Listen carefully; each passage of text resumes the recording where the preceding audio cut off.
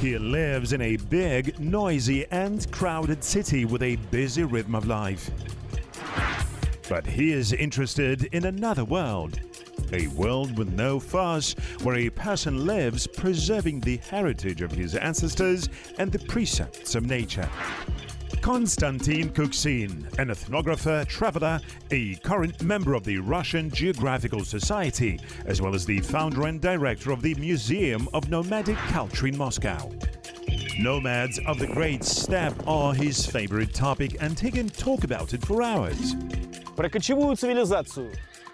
About the nomadic civilization that, like a patchwork quilt, covers our planet. We will talk about all of this on the sacred land of Ulitau.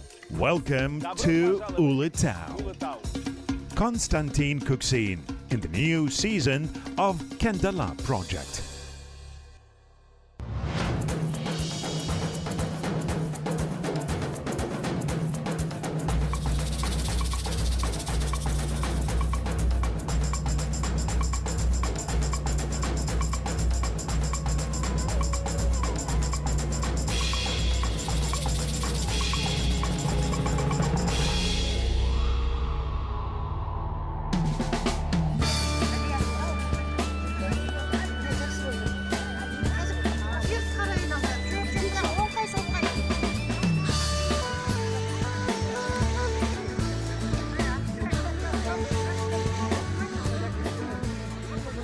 Моя основная работа как My main job as a museum director is to collect and store objects of material culture and use them to talk about spiritual culture, about the life and traditions of different nomadic peoples. кочевых народов.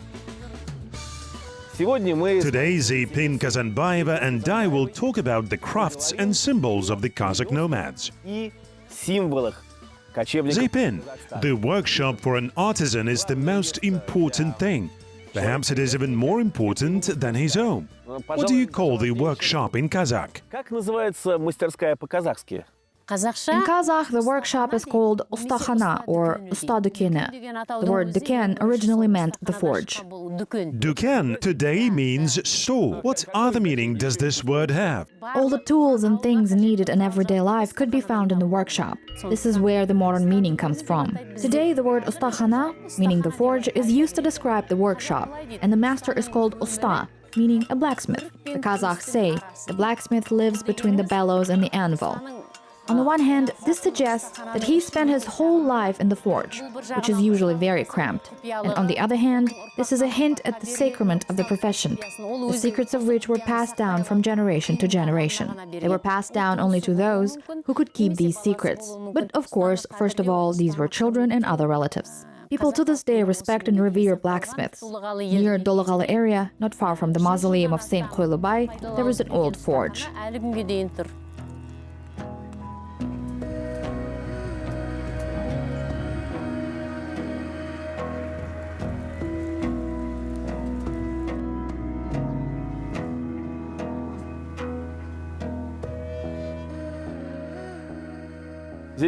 Zipin, many peoples were afraid of blacksmiths, believing that they had connection to the underworld, to the magic of fire, to the alchemy of turning the earth and coal into metal which could cut everything in the world. How did the Kazakhs treat blacksmiths? Since they were close to the fire, they may have been feared in ancient times. But in the Middle Ages, they were already revered as representatives of a very necessary profession. They were respected. People believed that they had special powers and magical abilities. Kazakh forges were also places where healing ceremonies were performed. Біздің Kazakhstan төңірегінде Many graves of the so-called golden men have been found in Kazakhstan. Their armor and the harness of the horses buried with them were made of gold. алтыннан жасалған. Ауыздық неге? But for some reason, the bits were not. Ауыздық темірден, тек қана болат темірден жасалады.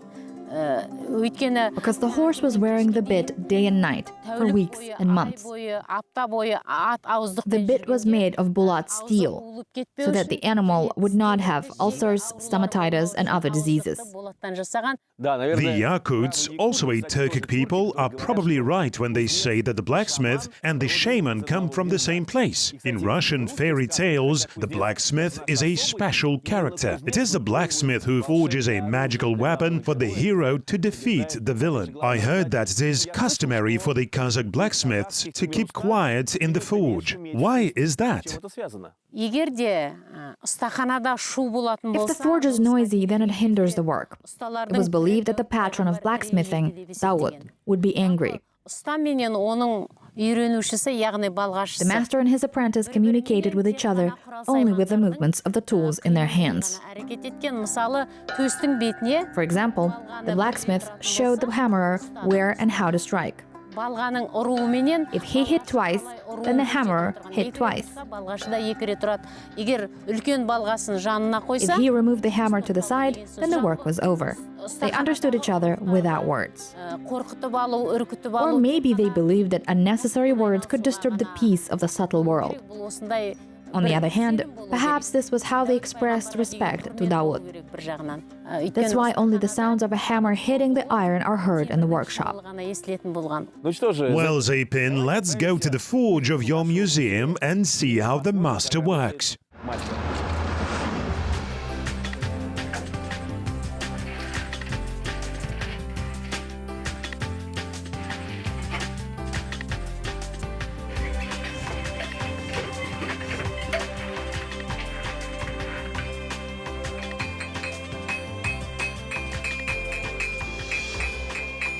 Я понимаю, I understand why we came to the forge at night. The blacksmith works in the dark, which probably adds to the mystery of his work. But it's not because the blacksmith communicates with evil spirits, but because the master looks at the color of the metal. By these colors, he can very accurately determine the temperature of steel. I myself was a jeweler in my youth. I know how to forge, so I know why the craftsmen work in the dark.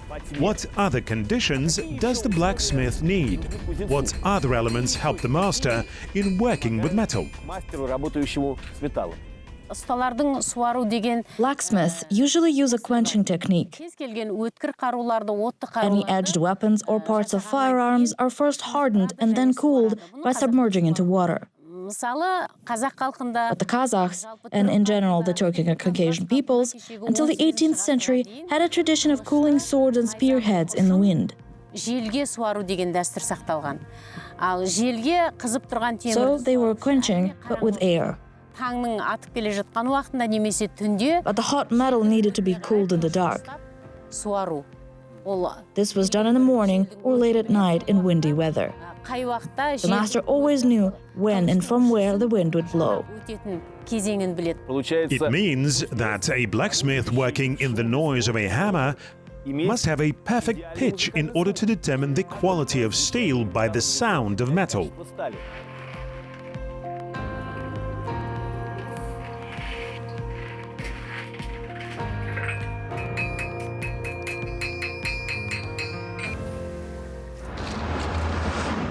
Зипин, Zapin, what are the main types of craftsmanship among Kazakhs? What are the masters called?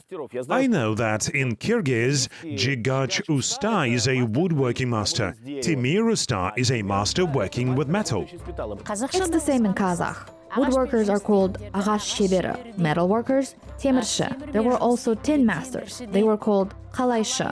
And the craftsmen working with precious metals, with gold and silver, were called zirgir, which means jeweler. Зергерлер деп атайды. То есть, That is, the name of the profession comes from the material with which the master works. This is very interesting. I met an amazing master, Yergazi. Meeting him was a revelation. Not knowing the Kazakh language, I understood everything. He explained how he works. как он делает эти вещи, Қазақстанда бізде Did you know, Konstantin, that there is an award in Kazakhstan for museum workers? Ұлттық қазына, national treasure. Yergazi Isatayev is the laureate.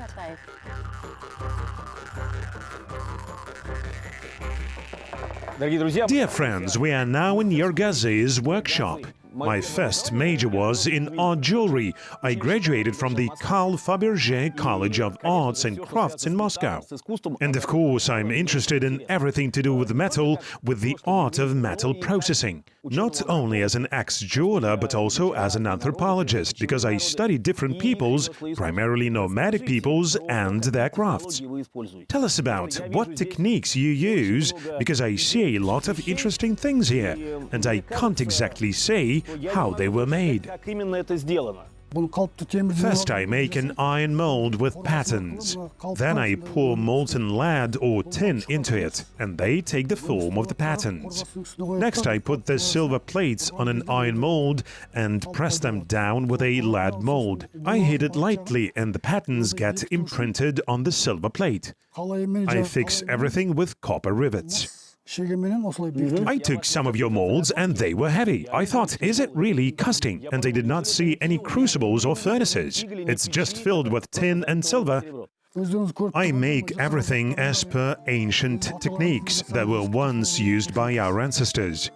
Here I used both molds as bases and various decorative elements, inlaid with ornamental stones.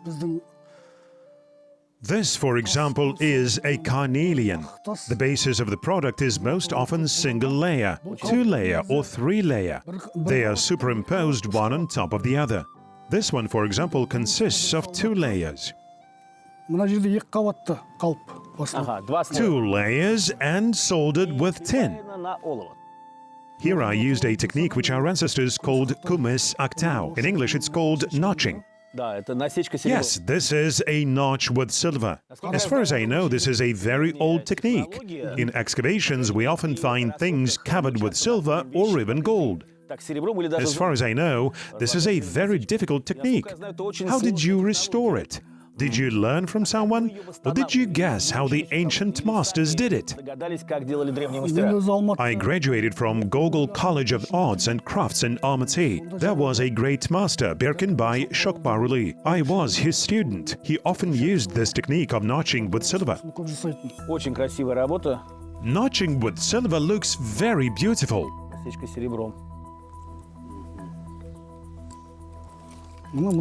These items are mere decorations. When the horse moved, they made noise. In the past, only rich people ordered such things. Sometimes, they ordered entire sets, the price of which was equivalent to the cost of a whole herd of cattle. You can hear the noise, and all the main joints are made of steel. A 2mm steel, no less. It means it will last for many years. Here is another technique that resembles filigree. It's made of twisted wire. How did you do it? Is it silver or steel? This is twisted silver. First it is given the desired shape, then it is installed on an iron base and soldered at the bottom using brass or silver. Is it blackened steel? You probably blacken after soldering. What do you use for blackening? Yes, it is blackened iron. It is heated to a certain high temperature and then dipped in oil. This is when it turns black. Dipped in boiling oil and then the silver parts are cleaned. Wonderful! This all is forging, and for such things you need a fairly large forge. All metal products are made using leather, so it means that you are not only a metal worker, you also work with leather. I see that you fix all this, cut it out yourself, even sew the leather. What ancient techniques do you use in leather processing? Our ancestors, in order to get such rawhide, left the cowhide for a week in kefir. After a week, all the wool fell off the hide and the hide itself became soft. If the needle could easily pierce it, then it was considered ready for work. Then it was removed and stretched on struts.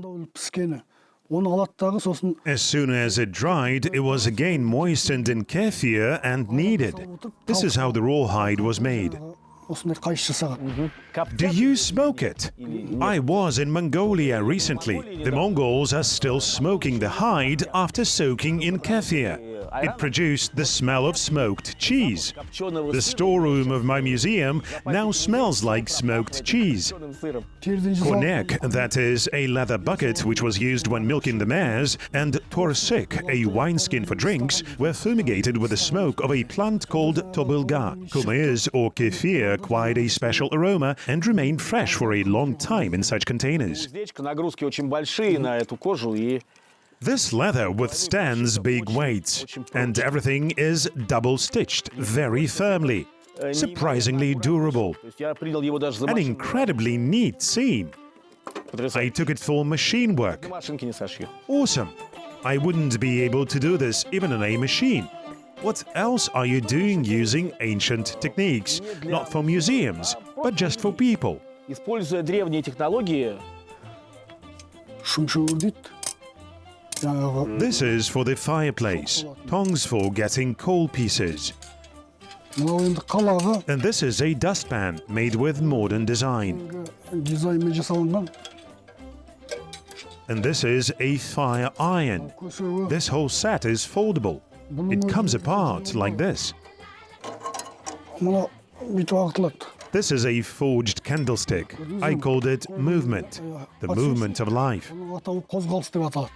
That's right. And pay attention to the bottom. There is a swastika, a solar sign. It's present in antique ornaments. It twists, and this is a modern interpretation of it. See how modern art grows out of the earth, out of antiquity, out of the ancient art of the ancestors. Marvelous. Perhaps this is the real art. Thank you. Great job.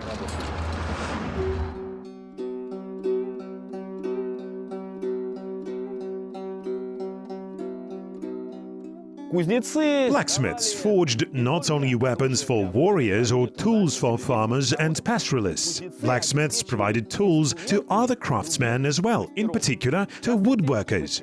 I myself worked with these tools and made yurts with my own hands. Tell me, what are the main components of a yurt? What is their symbolism? I have an understanding of a yurt's structure in technical terms, but what symbols are embedded in each component? After all, the ancient masters did not only carve wood, but put their whole soul into it. This is a sort of a language of his skill that he used in order to speak to people. For nomads, a yurt is a part of the surrounding environment. You could say it's the world in miniature.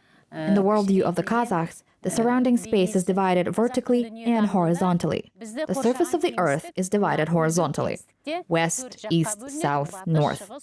These are the four cardinal points.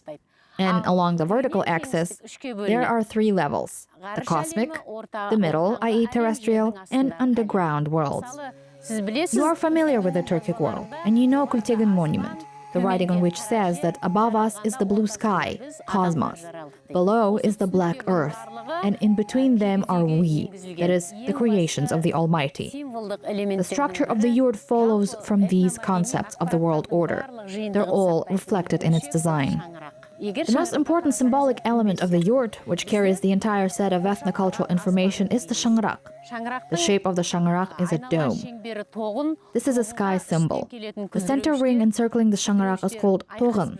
Toğın holds the arched rafters called kaldırışı. They intersect with each other. All this embodies the model of the universe. Shangrak is not only a detail that holds other elements of the yurt. This word is also used when describing everything to do with the sacred meaning of family and home.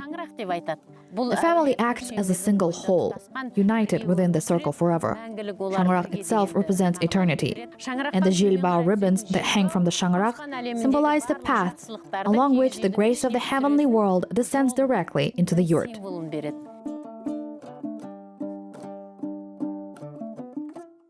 The Kazakhs have the concept of Kara Shangrak, which means ancestral home. This is because the Shangrak was passed down from generation to generation. The longer people lived in the yurt, the more the smoke of the hearth impregnated the Shangrak, which is why it darkened over time. Kara Shangrak literally translates as black Shangrak and speaks of the continuity of generations. So, Kara Shangrak is not something bad, but rather something eternal. By the way, the Mongols have a concept of a black kumiz, which means a very clean kumiz without additives. One day they also served me a karshol, A black soup. I was confused what it was, whether it meant it got spoiled. It turned out that black in the Mongolian language has a meaning of pure, without additives. It was just broth. Yes, the Kazakhs also have kara shorpa. It means just broth. Shannon is a well-known symbol. It is no coincidence that Shannon is depicted on the coat of arms of Kazakhstan and the flag of Kyrgyzstan. What customs and traditions are associated with the threshold of a yurt? The nomads have a symbol of bosaga or threshold, but it has a wider meaning than just the door entrance. Among the ethnocultural values of the Kazakhs, bosaga is of particular importance. It is a symbol of statehood, stability, power, and strength. If you look at the monuments erected on the territory of Ulutau, you can see from afar the outlines of the bosaga in their architecture. People of Ulutau also use a concept of төрт bosaga, 4 thresholds. This concept was used to denote those in power who ensured the unity of tribes and clans, resolved issues of pastures and other disputes.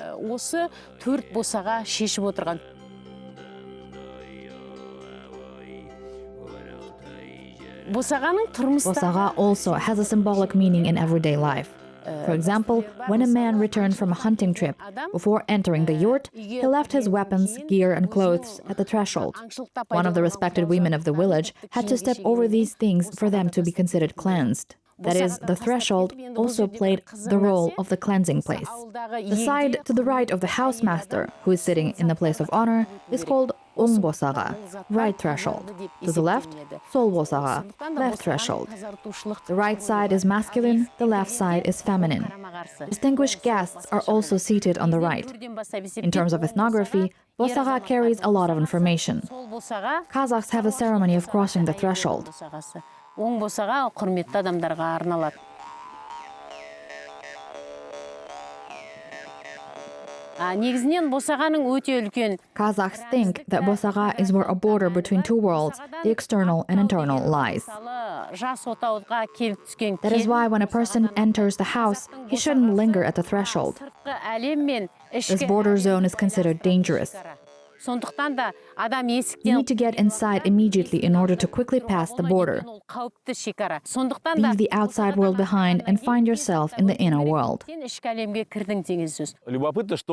It is curious that the Russians also have the expression "do not stand on the threshold, get inside." You can freeze between the worlds. It is bad to be caught between two worlds, two domains. The Mongols also had a very strict ban associated with the threshold. In the era of Genghis Khan, if a person stood on the threshold for a long time, he declared a war. This was punishable by cutting the head off. And Genghis Khan, they say, ordered to open the door with the right hand, wishing good to the household. Modern Mongols believe that if you step on the threshold, it means that you do not respect the house owners. They also hang a sharp object over the threshold of the yurt so that evil does not enter the house. The Kazakhs also attached sacred significance to the threshold, and therefore hung a ram's radius bone above it in order to ward off evil spirits. They believe that this helps to preserve the well-being of the owner, his family, and work. Kamshi seems to be a simple whip, but it is one of the most recognizable symbols of the Turkic world. What is the kamshi handle made of? The handle is made from tobulga wood. This shrub grows along riverbanks, where the soil is moist. It has strong wood and smooth crimson bark. Tobulga in general is considered a sacred plant among Kazakhs. This part is called alakan, meaning palm. And this one, buldurga, or a strap. The word buldurga is derived from two words, bilike ildirga, which translates as a thing hanging from the wrist. Kamshi is a special attribute that symbolizes strength, power, and the right to judge. This kind of kamshi was used during battles. This is why, before entering the Khan's residence, the warrior had to leave the kamshi outside. Kamshi that served as a weapon was called birtartkan. This type of kamshi had lead weaved into it and lead knob at the end to enhance the blow. One blow with such kamshi could kill a person or an animal. This is why it is called birtartkan. It means with one blow. Познакомившись Having gotten acquainted with the Kazakh masters, I felt as never before the full responsibility of my work as a director of a museum. After all, we museum workers do not just store old sticks, leather and pieces of metal. We keep the warmth of human hands. We preserve symbols. We preserve what the masters wanted to convey to people in a special language, the language of their art. искусства.